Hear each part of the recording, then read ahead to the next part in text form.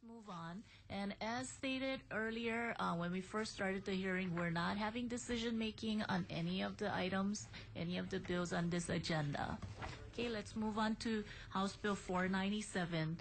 Let's take up any department who wants to testify on this bill. DBED? Yeah, Mr. Glick. Chair Luke, Vice Chair Nishimoto, members, Mark Glick for DBED. Clearly, we support this measure. It has two distinct parts. The section that deals with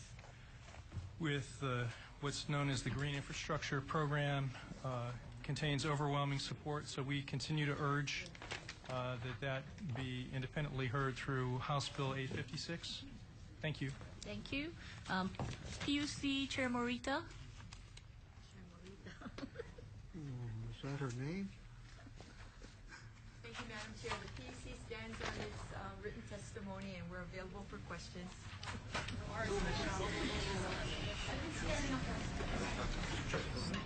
Sorry about that. BNF, Mr. Baldonado. Stand on its submitted testimony. Thank you. DCCA, Mr. Ono. Okay, Department of Taxation. Department will stand on its written testimony comments. Thank you. Attorney General's Office. Yes. Yes. Can I speak from here?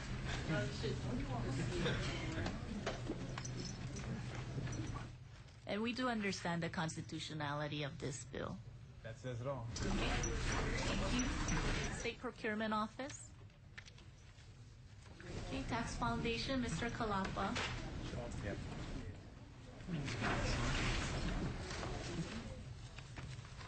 Just briefly, Madam Chair, this bill focuses on the problem that has plagued us over the last year with respect to the renewable energy credits.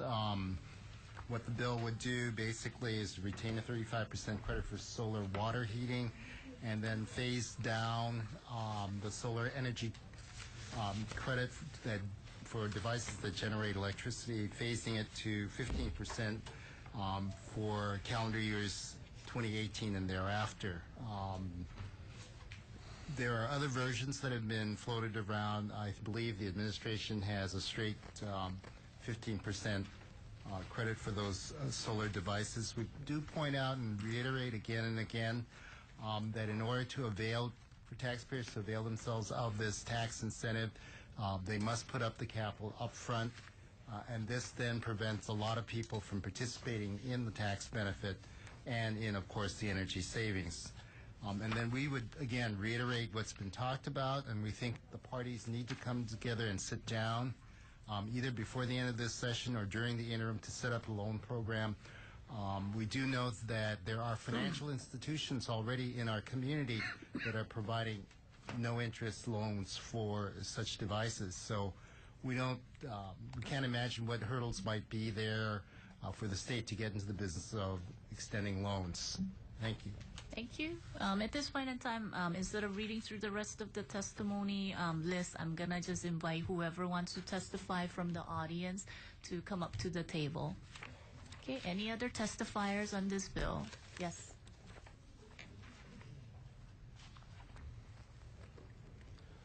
Chair, Vice Chair, members of the committee, good afternoon. My name is Murray Clay. I'm the managing partner of the Ulupono Initiative, which is an impact investing firm focused on renewable energy, local food production, and waste reduction here in Hawaii. So we support both sections or both portions of this bill, both the renewable energy tax credit reform portion as well as the on-bill financing portion. However, since the on-bill financing portion seems to have very broad public support, I thought I would focus my comments principally on a few aspects of the renewable energy tax credit reforms. So the bill accomplishes a lot of good things, which I won't go into in detail. My written testimony does some of that. But I wanted to give you a kind of a different perspective. We're at our core an investor in renewable energy. We have a mandate to do that. And last year we did a number of financial models with various solar developers, looked at a number of systems, and actually made some investments last year, which we're very proud of. From doing that with multiple developers, multiple sizes of systems, and developing those financial models, checking those numbers very carefully, we feel that we have a unique perspective on what it takes to make the solar industry work. And as an investor, and not representing any particular developer, we're very democratic about supporting just the best projects that make sense. From doing those models, we learned a few things. So we did some investments last year. After the after the administrative rules came out that changed the effect of how these renewable energy tax credits worked, we were offered a chance to invest in a very attractive, large-scale utility solar project that normally would have been very attractive to us. And under the previous rules, the way the tax credits worked previously, we would have made that investment. When you run the numbers, with the current administrative ruling, it didn't work anymore. We literally could not invest in that solar system, even though it was a good system, provided plenty of renewable energy, helped the state meet its goals. We could not invest in it because of the way the numbers worked out. It just was not a good returning project. So this bill, and the reason why we support it, does solve many of those issues, and we do support it for that reason. But I wanted to give you a little bit more fine point on the return side of the way these tax credits work out. So with this, let's just focus on utility scale for a moment. So with a utility scale project, these are the 1 to 5 megawatt projects you see in the feed-in tariff queue, for example. For an average project, again, we've looked at enough that we feel like we know what the average project looks like. With the 8-cent per kilowatt hour production tax credit that's in this bill, that works out to be, again, for the average project, about a 7% return. Now, you might think 7% doesn't sound too bad, but keep in mind the utility is allowed to earn 10% on their sales of electricity. So we're talking 3 percentage points less than what the utility is able to make. And this is on renewable energy, which I would think we would support more highly. Look at it on the other side. Anyone in this room could go online and invest in a corporate bond index mutual fund that has very low risk and returns currently 4.5%. So this is 2.5 percentage points, just 2.5 percentage points higher than what you could get by pushing a button on your computer and buying a mutual fund. And a solar project, as we know, from permitting, interconnection studies, lease agreements, actually building the darn thing, environmental studies, takes years to get this done. And giving someone a 2.5% return on years of work and the risk involved seems to be very thin. So you might listen to that comment and think that I'm saying that we shouldn't support this. No, we are supporting this bill because we do understand the general fund has substantial other needs that it has to support. And so we view this bill as a reasonable compromise. The reason why I'm going through those numbers with you on the return side of it is I want you to understand that despite some of the views that seem to be perpetuated a little bit in the media that the solar industry, certainly it did better under the previous rules as it would under this bill. This bill works, but it's the bare minimum is the message I'm trying to get across to you to make the solar industry continue to go forward. When you cut below the level that's in this bill, I think you will lose investors in a very big way. You'll lose developers in a very big way. So we support this. It's a reasonable compromise. We think it works. But I would just caution you that cutting below the measures that are currently in this bill would really imperil the industry. And so we would urge you to support this bill as it is. Thank you. Okay, thank you. Any other testifiers? Yes, Blue Planet. Oh, are you Blue Planet? Actually, Mark Duda from Hawaii PV Coalition. Oh, yeah, thank you. Thanks for Chair Luke, Vice Chair Nishimoto, and Vice Chair Johansson. Thanks for the opportunity to offer a couple of comments. Again, obviously, I'll keep them brief. I just want to really make one point, which is that the sort of discourse in the press about this industry is how its costs are going through the roof and are never coming down, and so some way, through some miracle, we're going to have meet the entire load of the utility through residential rooftop PV, and nothing could be further from the truth. I am an advocate for reducing the level of the credit. I want that to happen. I'm supportive of this measure, all parts of it. But even if we were to have done nothing, the number of PV installations would be coming down anyway, because you just can't jam any more of this stuff onto the grid. And if you're looking for empirical evidence of that, you could look at the permit data from Oahu for 2011 and 2012. They're literally almost to the dollar the same number, and this is in a period in which there's literally no more compelling investment in solar than commercial rooftop PV in the entire country than than doing it in Hawaii. So if there was some way to do more of this stuff, then the end users of that power would be doing it, and the industry would be happy to provide them with those systems. So again, in a context where it's as good as you could imagine it being, no more was happening last year than the year before. And this year it's going to be lower. Residentially on Maui, I think it's the case that every single circuit is above 15%, which is the trigger for the utility's additional technical study. We're just running into these physical limits of the ability to interconnect to the grid, and so there isn't a looming fiscal crisis associated with the solar industry, continuing to get this credit. And again, this is from the perspective of wanting the credit to be ramped down to match up with the actual need of the industry. But I really just don't think that there's been an opportunity really anywhere in the public process to note the extent to which this thing is self-limited already. And I wanted to thank you for the opportunity to make that point. Thank you. Thank you very much. Any other testifiers? Yes.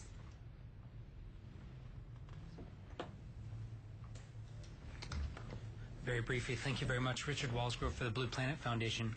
I would just like to highlight one issue that is relevant, I think, to all of the testimony you've heard so far, and it focuses on the issue of equity and financial equity for some of our low-income neighborhoods here in Hawaii. We've worked very hard at Blue Planet to try and understand the fiscal and economic impacts of the tax credit on the state, and you'll see some of those numbers in our written testimony. But perhaps even more interesting is that as we examine the sort of circuit uptake that Mr. Duda just described, we see in the last year there's especially high uptake in our lower income neighborhoods. And so the concept that we can now maybe take drastic steps to change the tax regime in a negative way that would impact the ability of these sorts of neighborhoods to take advantage of this democratization we're seeing on our energy infrastructure would be a tragedy. It would be highly unfair if we were to ratchet back these credits too far and too fast, just at the time when these low-income neighborhoods are able to take advantage of it. That also is relevant, I think, to the second part of the bill, stepping away from the tax credits to the Green Financing Infrastructure Program. We also support that strongly, as you'll see from our written testimony, for the same reason. It expands the ability of these particular demographics to access this type of energy. I'm available to answer any questions. Thank you. Thank you. Any other testifiers? If not, questions, members? Oh, yes, please come up.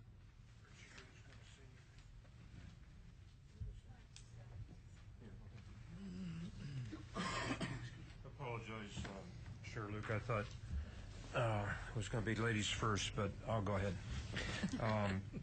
Warren Bollmeyer here today on behalf of the Hawaii Renewable Energy Alliance. We support part one of the bill, and I guess regarding part two, we would agree with Mark. Like, I just didn't put that in our testimony. So HREA has a number of members that do both the small-scale solar hot water distributed generators, and the way it's defined in this bill, small is up to just under 1 megawatt, which actually is pretty big. So the utility scale is 1 megawatt and more.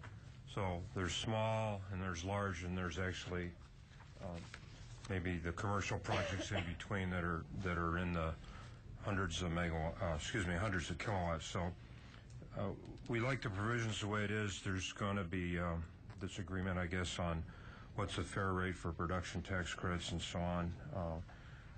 We think that it makes sense to grandfather projects that were about to emerge, and then the temporary administrative rules came out. Those provisions are pretty good, with one exception missing, and that's kind of in this intermediate area where less than 1 megawatt, you might have a project of a couple hundred or 300 kilowatts that was struggling and getting its permits and stuff and didn't make it out in time. And so I have a provision there recommended, a new paragraph J. And I think with that I'll stop, and if you have any questions, I'm happy to try to answer them. Thank you. Okay, thank you. Any other testifiers? If not, Representative Ward. Thank you, Chair. The Public Utilities Commission, please, and the gentleman from Blue Planet, if you come up. Thank you, Madam Chair, for being here. And there's 62 pages of text in the bill. not all of which I understand, but I wanted to ask if you could walk through the man on the street, the person on the street version of what the online billing looks like. How does the person walk through it, and how does it benefit them? 'Cause it's pretty complicated the way it's written here.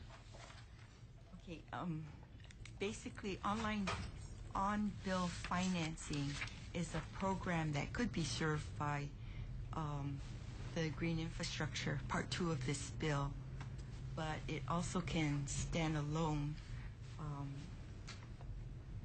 using the public benefit fee. Is that But the existing public benefit fee, or is there a new one? I couldn't get to see whether there's a new surcharge or the existing surcharge, and how much is that now that people are paying? We will balance the surcharges to get the maximum benefit of the fund. So that's left at the discretion of the Public Utilities Commission. But on-bill financing is a program where an electric utility customer can obtain a energy efficiency device or a renewable energy generation device and pay for the system through their utility bill, and with the caveat that the savings are greater than the devices purchased. So this is the PACE bill that we wanted to do 2-3 years ago. This is the one that we're going to do through property taxes. Now we're going to do it through online billing. The loans come through PACE, what source? I don't believe it's not PACE parallel. No, I don't believe PACE had an on-bill component to it. That's true. Okay. It was property taxes. So on-bill financing is basically a person can pay for these devices through their electricity bill. So the mechanics are yet to be determined, because all this is saying is we're authorizing it. So we don't really The know. Commission has already issued a decision and order indicating that the on-bill financing program is a viable program, and we're in the process of naming the working group that can devise the program itself, get into the details of the program. Within the program, there are 2 elements. One is the program administrator, which works with the contractors to get the services to the electric utility customer. And on the other side is a financing program administrator, which will go out, seek, and obtain low-cost financing to run the program. So people go to their bank and ask for this, or they go to DBID, or they go to you, or what's the... I'm trying to get it, again, down to the street level so it's understandable what... Because I think there's a great benefit here, but the way it's being explained is not clear. Right. So if you are a utility customer, you would work through either the program administrator, and the preference for the program administrator for the PUC is that government? Hawaii DBID? Energy. Or is it you, or who? It's our third-party contractor. So they would work, hopefully, either with the program administrator or a contractor that's qualified within the program. So they would not see the money side or the financial side of the program. So they would borrow money at what, quote, low interest rates are we talking about? I need it to DBID to answer it. Because it's being advertised as low interest. What is low interest? Well, we're looking for, again, the way the green infrastructure program is identified in the bill. What we're trying to do is obtain at least AAA bond rating so we can get low-cost money. And the way you do it is through securitization of those bonds and through those green infrastructure fees. So that could be 2 or 3%, theoretically. I'm going to leave that up to... Okay, that's reasonable. Now back to the point about what people are paying now on their electric bill, the public benefit, I forget, surcharge or whatever. How much are they paying now for this, which has already accumulated quite a bit of money? I believe the fee is about 1.5% of their bill to this public benefit, which basically... per kilowatt. Per kilowatt? Mm-hmm. So, and this pays for the people who are doing solar water heating. It's limited to energy efficiency programs. Does that mean solar water heating? Solar water heating is included. How much money is in that pool right now? Right now, we collect about 35 million a year. 35 million a year. Yes. So this fee that is referenced in this bill, is it going to increase with this bill, or is it going to remain the same? It will be at the discretion of the commission, and what we're trying to do is balance the public benefit fee with the green infrastructure fee, so that it's not a huge impact on the electricity customer. And the reason why there's two fees in it, the public benefit fee is limited to the HECO companies, so Hawaii Electric does not participate in the public benefit fee, and where the green infrastructure fee can be a statewide assessment. And just for administrative ease, it may be easier to collect through the green infrastructure fee and not the public benefit. But the cost of electricity obviously will go up because of that. It's a real balancing act. You know, I can't promise that you know, until the program is designed. I mean, I can't answer that question. But that segues to what was the good news, or let's say, contrary to the stereotype that only the millionaires and those who are well-funded are getting their houses either solar water or... So when the on-bill financing program legislation was enacted, one of the directives from the legislature is that the program be developed to target the renters or hard-to-reach market, renters and low moderate income families. And in our decision in order, we point that out, that the marketing costs used by the program should be used to target these hard-to-reach markets. And that's my segue to the Blue Planet gentleman, because he said that low-income neighborhoods are now in a high uptake on this. How high is the high uptake? Because it's good news to hear. Contrary to the image that it's not these guys who are doing it, but those low-income neighborhoods are doing it. What do the numbers look like? For example, the Waianae district, the rate of the increase in the rate of uptake over the past year was 300%, meaning it was 300% faster, 300% more households were buying PV or installing PV in 2012 in comparison to 2011. And we see those same sort of order of magnitude rate increases in other neighborhoods such as Haula, Waimanalo, those sorts of places. But isn't that the reality? The PV being generated is still less than 1% of all this electricity in our grid. It's still at a very minute level, which leads me to the other question of the gentleman who is the investor in energy, saying that the bill is good, but if you expect the robust amount of investment, given what the the lack of incentive amounts that were there before, that we can expect a decline in solar. Do you guys agree with that? He kind of gave us a warning very gently. So I think we need to take that question perhaps in two pieces, the same way that the bill is in two pieces. From the green financing infrastructure part of the bill, one of the reasons we've seen, or I can say with a fair amount of certainty, one of the reasons we've seen such rapid uptake in recent years in those particular neighborhoods is because of innovative financing models. And this green financing model, which from a consumer's perspective is just like cell phones. You know, I buy an iPhone and it costs me $150, but I have to agree that I'm going to continue to pay my cell phone bill for 2 years. Now we'll see the same thing for solar. I can go and I can put solar on my roof and I just have to agree I'll pay my electricity bill for the coming years. And so that sort of innovative financing backed with these AAA rated bonds at 2 to 3% is exactly what we need to expand the market from that green financing infrastructure perspective. From the tax incentive perspective, obviously the investors are more qualified than I am to comment on it. But this is exactly the reason that Blue Planet thinks that we need to continue to be very aggressive in how we set those tax credits.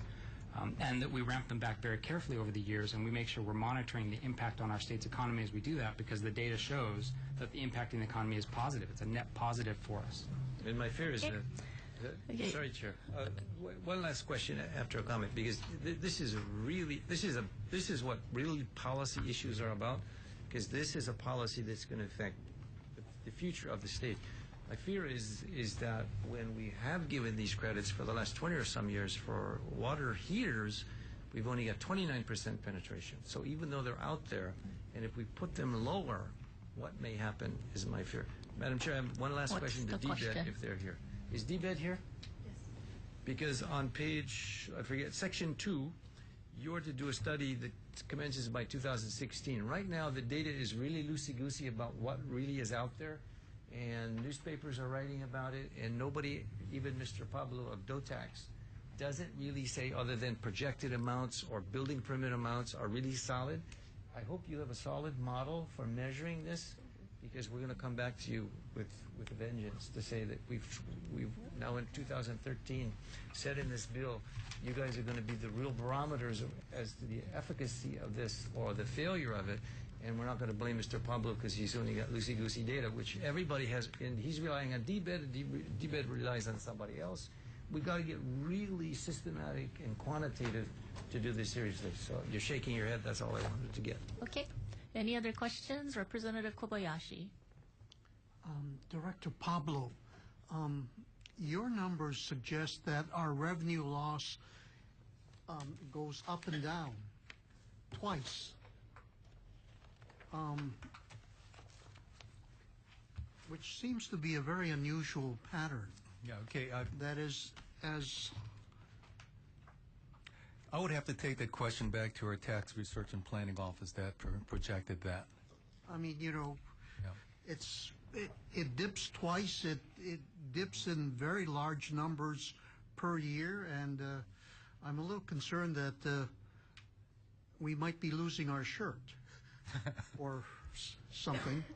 And I'm not sure.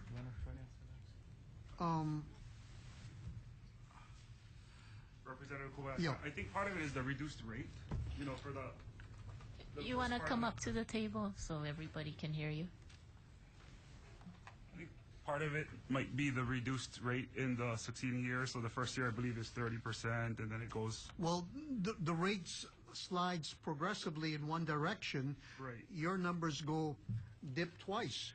So obviously it's not the rates. Page 3 of your tax foundation testimony. So no, it's not the rates. Something else. Okay, let's get back to you then. Okay, so if you could get back to the committee and I'll distribute your response to the members. Okay, any other questions? If not, let's move. Yes, Representative Hashem. PC.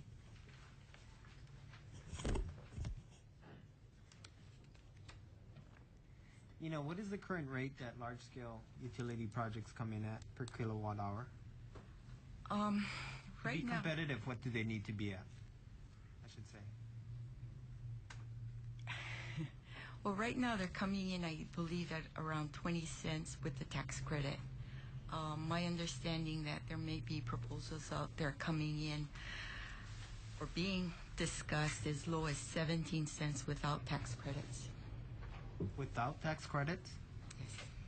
ECO came out and stated that it costs 26 cents per kilowatt hour to produce energy with oil. Yes. Right? Yes. If solar is below the oil cost, why do we need solar tax credits? I can't answer that. That's all. Thank you, Chair. Okay, okay any other questions? If not, let's move on. Wait, Yes. Chair Luke. Yes. Representative Ward had mentioned about the on-bill financing, and I know it's a pretty complicated program, and we just came out with an order regarding the program, and I'd just like to make an offer that if any member wants to learn more about it, I'll be happy to come in and talk to them about. Great. the We program. appreciate it. Thank you very much. Okay, let's move on to House Bill 357.